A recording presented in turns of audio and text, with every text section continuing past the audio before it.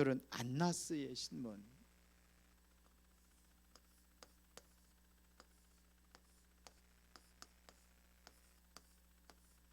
지금 예수님께 잡으셔가지고 지금 신문을 받고 있는 그러한 본문입니다.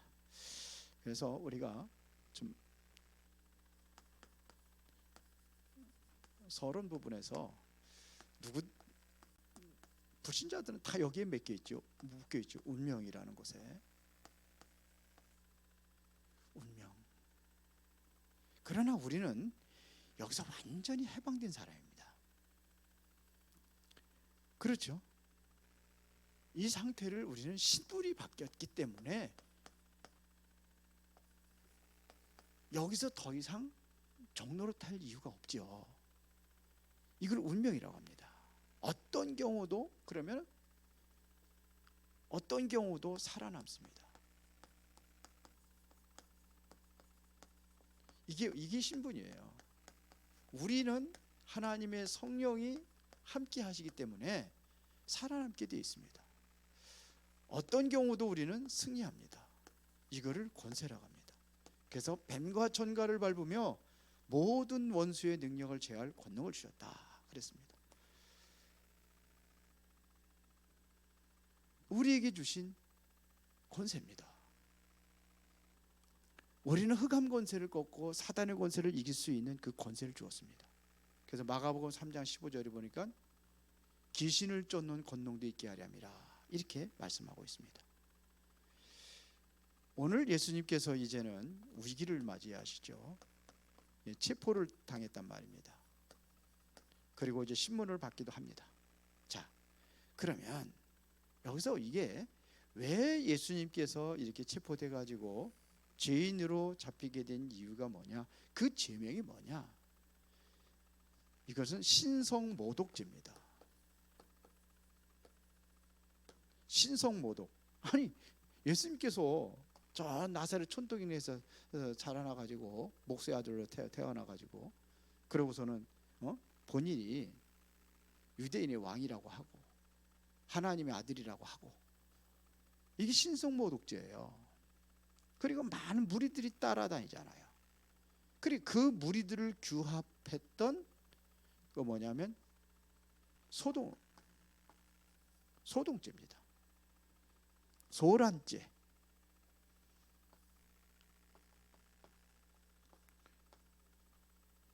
이게 예수님이 체포되게 된 동기입니다. 그래서 예수님께서 큰 위기를 당했는데, 그러면 우리도 이런 거 또한 위기가 오잖아요. 위기 때 우리는 신앙생활을 어떻게 해야 되느냐 하는 얘기입니다. 우리는 이러한 그 위기 때 어떻게 승리할 수 있느냐, 어떻게 하면 되겠느냐 이겁니다. 자, 우리는요 이때 완전 복음 속으로 들어가야 돼요.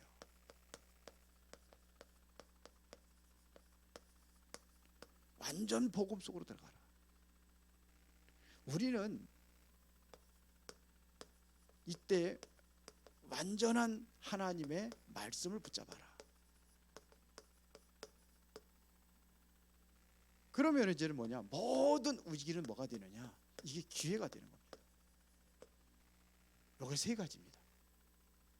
자, 예수님께서 지금 이렇게 지금 고난을 당하시게 된 이유는, 이것은 이미 성경에 예언된 사건입니다.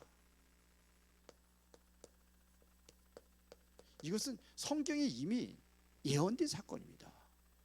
우리가 복음의 눈으로 뜬다고 한다면은 그렇구나, 그래야 되는구나 이렇게 보이는 거예요. 요셉이 복음의 눈이 열리니까 노예로 팔려가고 감옥에 들어가고 그런 것들이 전부 다 과정이라는 걸 보는 거예요. 요셉은 알고 있었어요. 형들이 한 게 아니라잖아요. 요셉은 하나님께서 하셨다고 그러잖아요.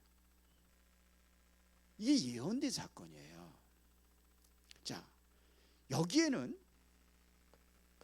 배후에 누가 역사하고 있느냐? 사단이 역사하고 있다는 것도 아는 거야. 알아야 돼. 복음의 눈으로 뜨면은요, 사단이 역사하는 겁니다. 그러나 괜찮아요. 요한복음 13장 2절에 보니까 성경이 말하고 있잖아요. 마귀가 벌써 시몬의 아들 가룟유다의 마음에 예수를 팔려는 생각을 얻더니 그랬습니다. 왜 사단이 역사하는 거예요? 괜찮아요. 사단 통해 가지고 하나님께서도 하나님의 뜻을 이루어 간단 말이에요. 가룟유다가 예수님 팔았는데 그게 바로 사단이라고 돼 있어요. 괜찮아요. 그러니까 여러분들의 모든 가지고 있는 문제가 있다? 그러면 우리는 분명히 여기서 답을 찾는 거예요. 이 답을 찾아야 되는데 세상에서 답을 찾는 게 아닙니다. 세상에는 답이 없어요. 왜요? 사단의 전략을 어떻게 이깁니까? 그래서 세상에서는 이 문제에 대한 답을 찾을 수가 없는 겁니다. 사단의 전략이니까요. 그러나 우리가 복음의 눈으로 보면은 문제에 대해서 이 답을 찾는 거예요. 그 복음이 바로 답이란 말입니다. 그렇다면은 여러분이 가지고 있는 그 문제는 세상에서 답을 줄 수가 없어요.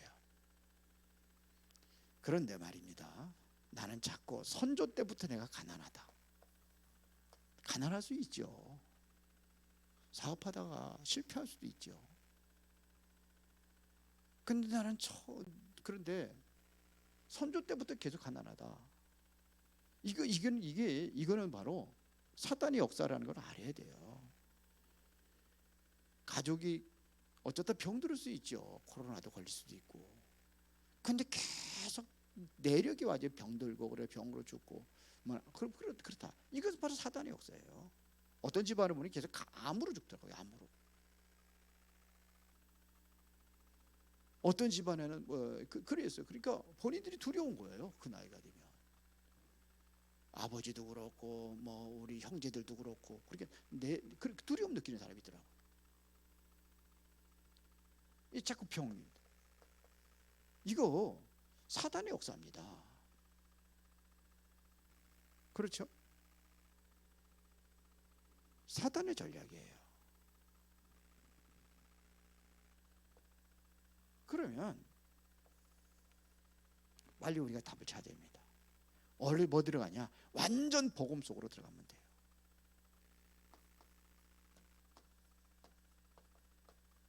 이 속으로 들어가면 되는 거예요. 두 번째는요, 말씀 속으로 들어가면 됩니다.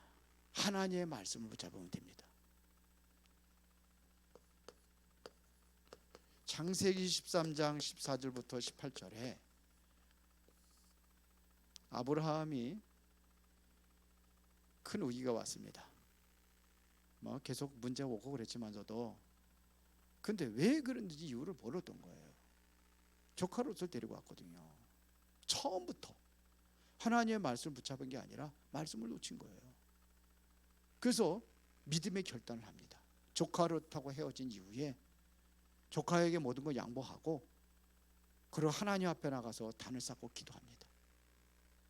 말씀을 붙잡을 때에 그때의 아브라함을 믿음의 조상으로 세우는 겁니다. 그렇죠? 말씀을 붙잡을 때 하나님이 아브라함이 역사했습니다. 다니엘서 3장 8절부터 24절에 이게 누굽니까? 이게 사드락과 메삭과 아벳네고가 포로로 잡혀갔습니다. 완전 포로로 잡혀갔습니다.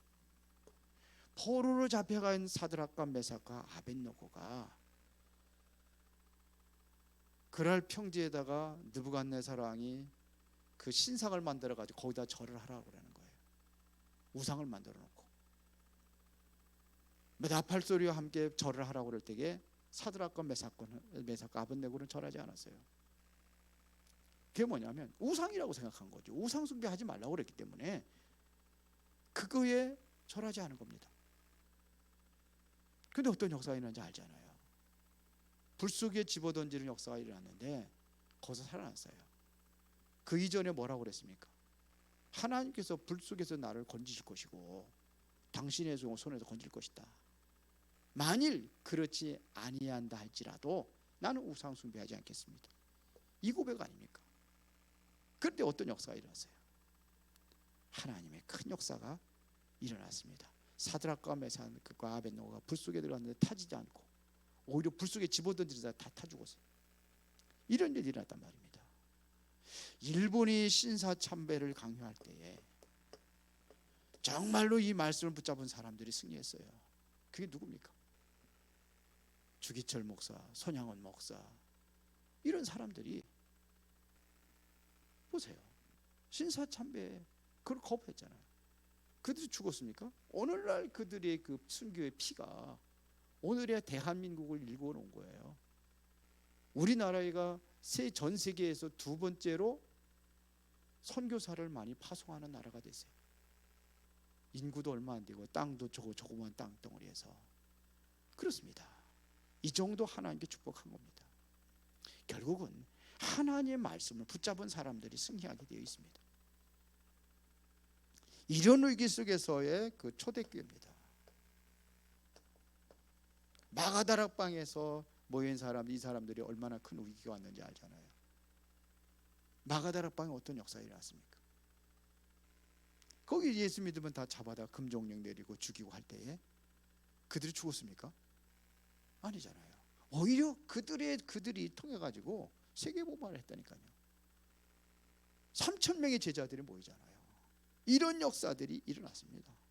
특히 바울과 같은 경우는 완전히 죄인의 몸으로 죄인 되겠다는 겁니다. 왜? 로마에도 복음 증거해야 되기 때문에. 바울을 죽이기로 결혼한 40명의 깡패들이 있었잖아요. 그런데 그들이 이기지를 못했어요. 말씀을 붙잡은 사람. 오늘 오후에는 우리가 이제 영성훈련합니다. 중요한 기회이기 때문에 일부 예배 참석하고 또 도망가려고 하지 말고, 내가 그런 사람들 다 적어놓고, 진짜 혹시 여기 그런 마음 갖고 일부 예배 참석한 사람이 있다면 회개하시기 바랍니다. 그거 정말로 여러분들 그 엄청난 소리예요.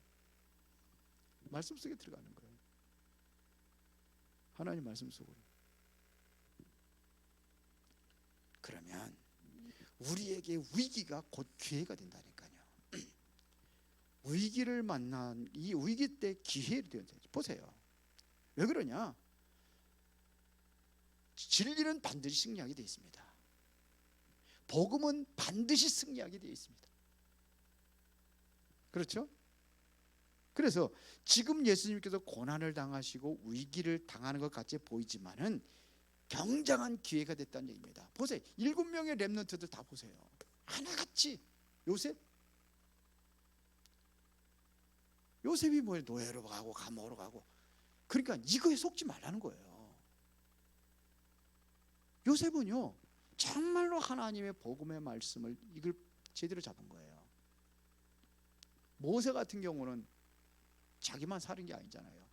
400년 동안 노예 생활했던 이스라엘 백성들을 다 구해왔어요. 이런 일이 일어납니다. 사무엘 같은 경우는요, 보세요. 미스바 운동, 그거를 통해서 어떤 역사가 일어났습니까? 어렸을 때부터 말씀 속에 들어갔잖아요. 사무엘, 다윗, 이사야, 전부 다 보면 그 고난의 위기, 전부 다 위기를 기회로 만들었던 믿음의 사람들. 초대교회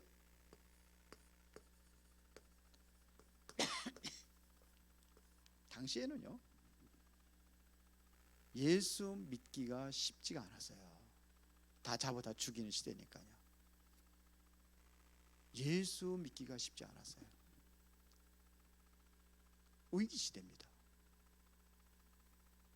직장도 떨어지고, 그런데 예수 믿겠다고. 이게 초대교회입니다. 다 잡아다 죽이는데요. 오늘 이런 일이 일어난다면 어떻게 될까요? 여기 모여서 예배 드릴 수 있는 사람이 있을까요? 그래도 예수 믿겠다고 하는 사람들이 얼마나 될까요? 이게 초대교회가 승리한 방법입니다. 뿐만 아니라 우리가 이럴수록 우리는 결단할 수 있어야 돼요. 완전히 무엇 속에 들어간다? 복음 속으로 들어간다. 세 가지 결단.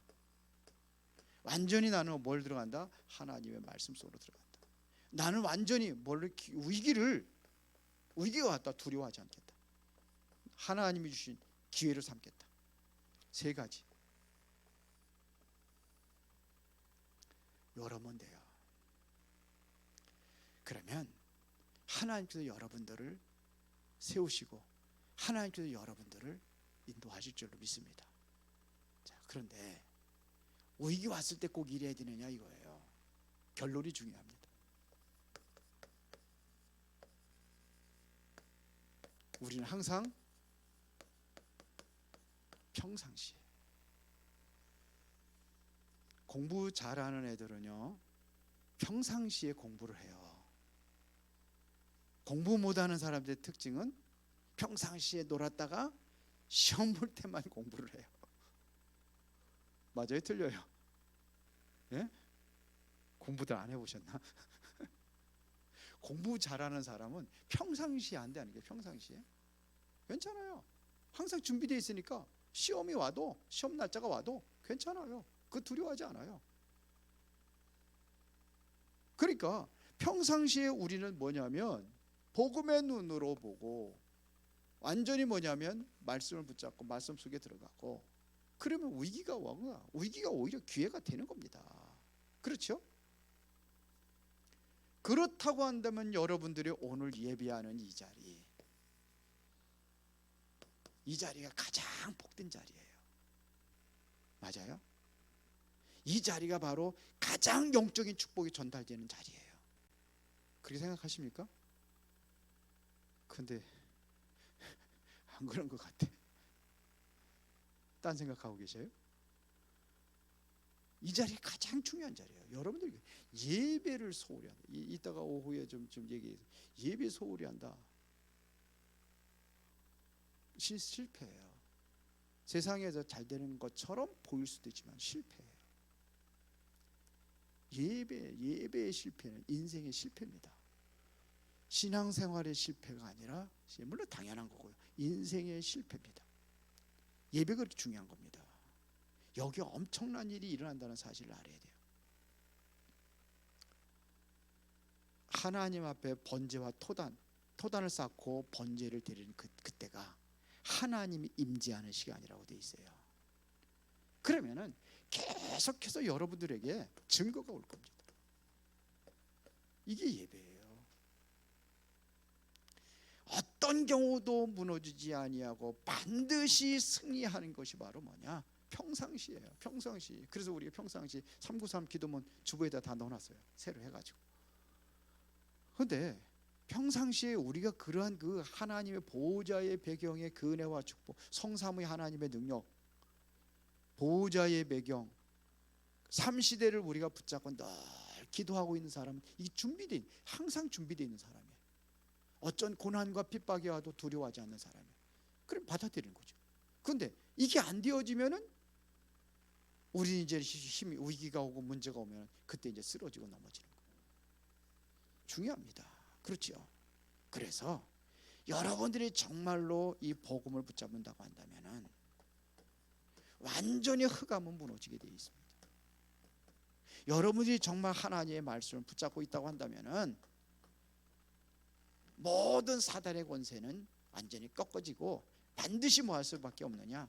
말씀은 승리하게 되어 있습니다. 왜? 하나님의 말씀은 성취되기 때문에 여기서 진정으로 여러분들이 응답을 받는 겁니다.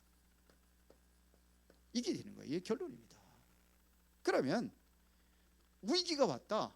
위기는 곧 뭐가 되느냐? 기회가 되는 거예요. 기회가. 이게 하나님 우리에게 주신 오늘 말씀입니다. 오늘의 문제는 내일의 축복의 발판이 될 것입니다.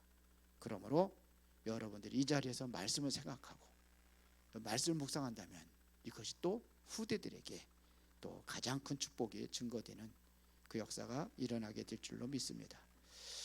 전능하시고 살아계신 아버지 하나님 진심으로 감사를 드립니다. 말씀으로 승리하는 성도들이 되기를 원합니다.